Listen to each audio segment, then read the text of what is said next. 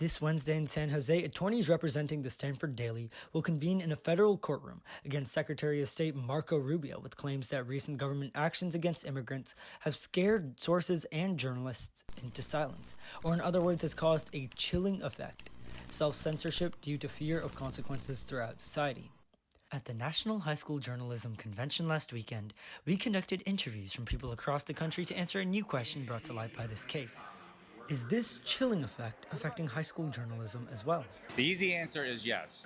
In this current moment, we have seen just a giant escalation of censorship, both overt censorship and self-censorship. Gary Green, the director of the Student Press Law Center, explains the increase in calls for help due to censorship. Over the last 2 years, we've had a 42% increase to calls on our hotline. Last year, we fielded over 1,000 calls on our hotline.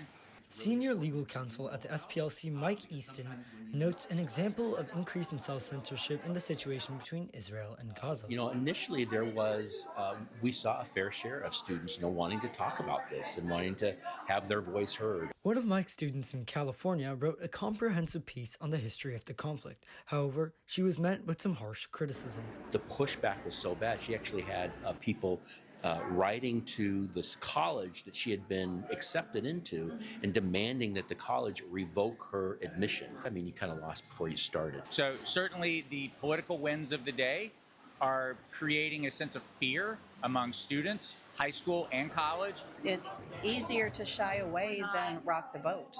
And if we keep self-censoring, then aren't we just then basically giving our rights away?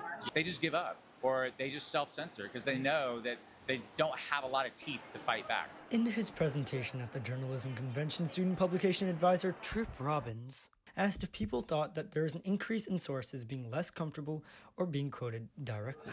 I've seen a little bit of writers hesitating to write something that might be controversial. In many cases, the students will just tell us point blank, I'm not going to write that story because I'm afraid of what's going to happen if I do. It might be community backlash. The increase in self-censorship is clearly a problem, but at the core of it, the only thing student journalists can do is to push forward. I think having editors encourage writers who have non-majority opinions to get different voices involved. It does take courage to put your voice out there and to say something that you feel is important to say. And that's why I encourage you guys to fight for what you believe in. I think the biggest thing is we need heroes right now. We need courageous students. The stories you're trying to tell are important to you, to your community, to your peers. And it does nobody a service to shut those stories down.